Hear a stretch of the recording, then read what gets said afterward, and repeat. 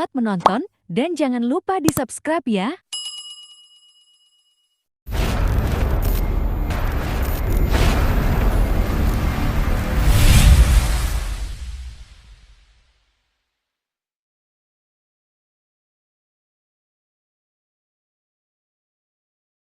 Ada orang tua yang berkata, "Dan Jeffrey, kalau punya mobil, taruh di garasi, jangan taruh di hati." Ya iyalah, masa taruh di hati, nggak muat kali. Ternyata ungkapan itu adalah lebih kepada kecintaan terhadap benda tidak masuk ke dalam hati. Suami taruh di tempatnya, jangan taruh di hati. Istri taruh di tempatnya, jangan taruh di hati. Anak-anak, harta benda dan jabatan, taruh di tempatnya, jangan taruh di hati.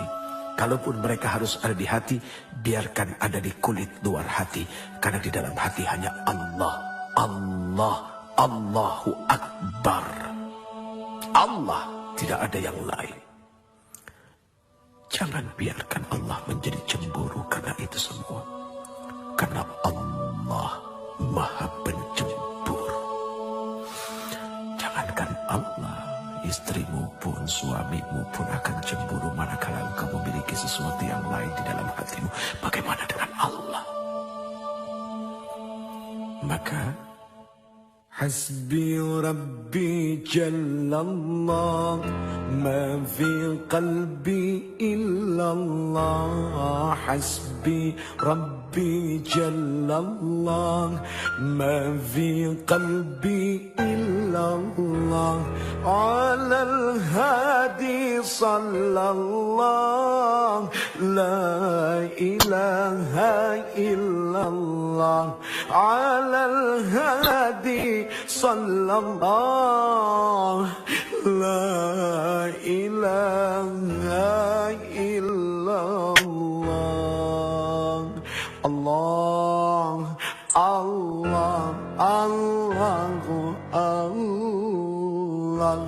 الله أكبر الله أكبر الله أكبر الله أكبر الله الله الله الله الله الله الله الله الله أكبر.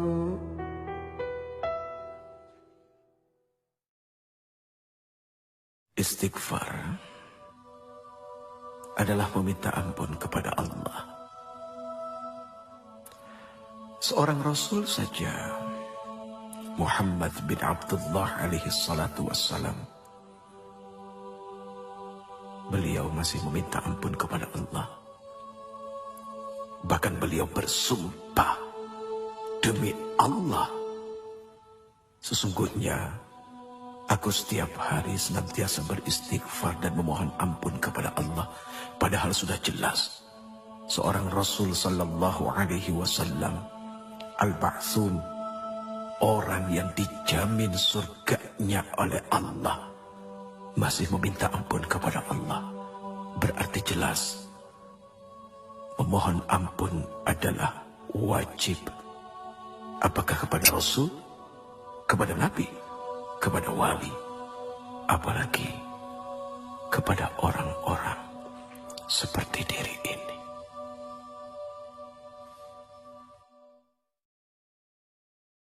Ada kejadian cukup lumayan lucu, tapi mendatangkan hikmah yang sangat luar biasa besar. Sekali waktu Allah Subhanahu wa Ta'ala izinkan kami berangkat berumrah menuju Baitullah, kemudian berziarah datang kepada Rasul sallallahu alaihi wasallam. Begitu sampai di dalam masjid, tiba-tiba diri ini tanpa sengaja melihat seorang laki-laki, orang Indonesia yang bekerja menjadi, apa ya istilahnya, marbot kali ya. Persisnya adalah orang yang suka membersihkan masjid. Kemudian terjadi obrolan, Assalamualaikum, Waalaikumsalam. Uci apa kabar? Oh, hati ini senang juga sih dikenal orang. Padahal nggak bagus ya punya hati seperti itu. Akhirnya terjadi obrolan sederhana. Sudah berapa lama kerja di sini? 3 bulan, Uci. Oh, pernah ke makam Rasul? Aduh, Uci, pernah. Sehari semalam saya di dalam, di dekat makam Rasul. Saya menyapu, saya membersihkan. Langsung tiba-tiba saja diri ini memeluk orang itu, ya Allah. Apa yang telah membuat dia begitu mudah bisa masuk dekat dengan Rasul Sallallahu Alaihi Wasallam? Sementara kami yang berulang kali bolak-balik datang berhaji berumrah, tapi begitu sangat sulitnya untuk mendekati Rasul. Ada apa? Akhirnya duduk di raudhah berpikir. Allah berikan jawaban. Oh, ternyata kalau ingin bertemu dengan Rasul, tidak usah bawa uang, bawa pel sama sapu.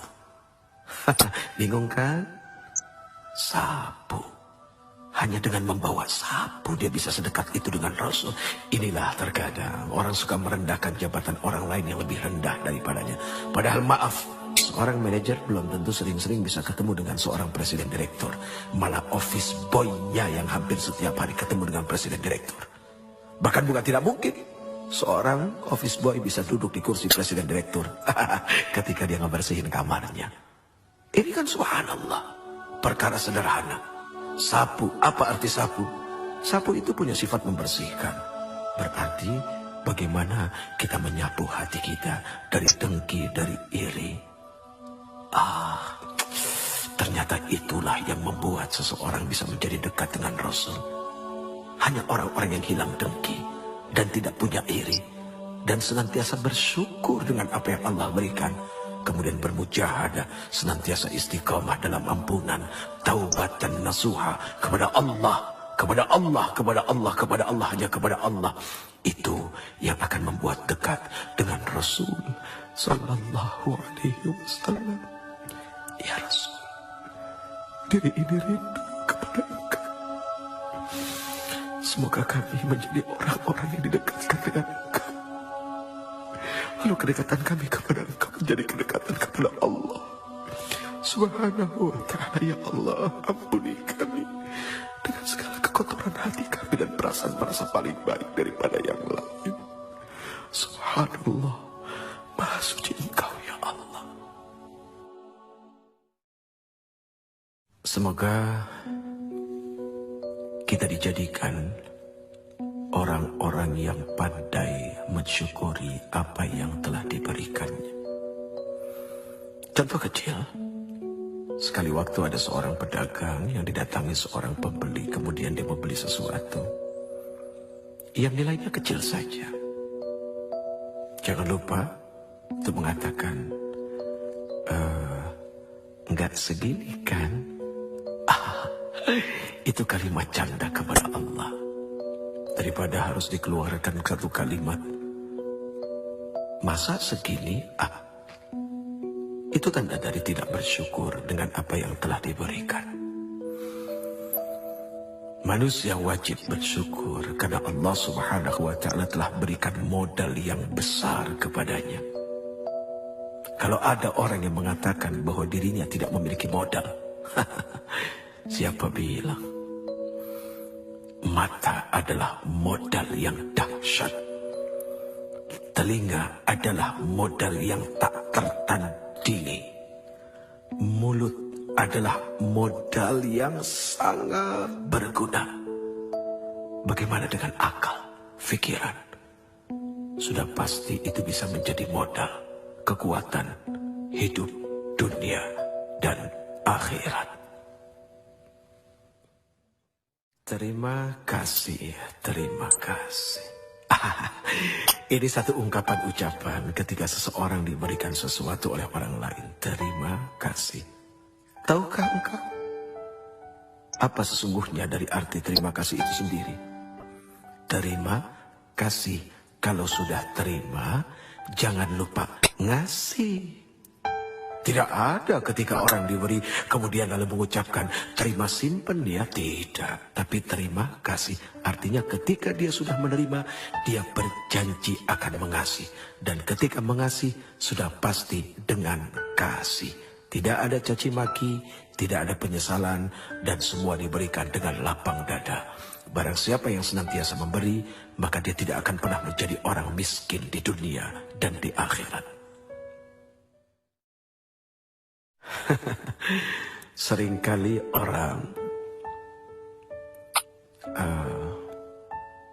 menghindar dari yang namanya ujian. Bahkan ketika berdoa pun seperti itu, ya Allah, jauhkan kami dari segala macam bentuk ujian. Padahal kalau dipikir-pikir, ternyata yang namanya ujian itu untuk naik kelas. Nggak usah jauh-jauh, lihat saja. Ngapain capek-capek kita menyekolahkan anak kita.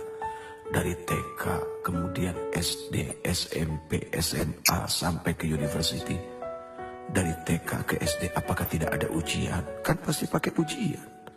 Kemudian dari SD sampai ke SMP, apakah tidak pakai ujian? Kan pakai ujian.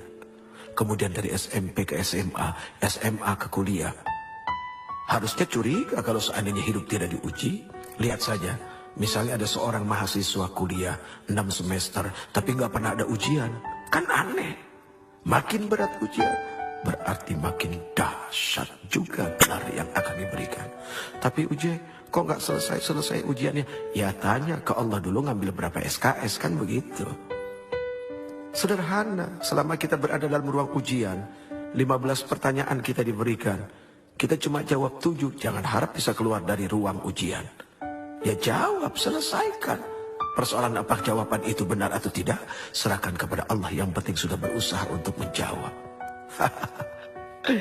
Dunia ini seperti kampus, tempat orang berdebat, tapi pada akhirnya berujung pada satu ruangan, yaitu ruangan ujian.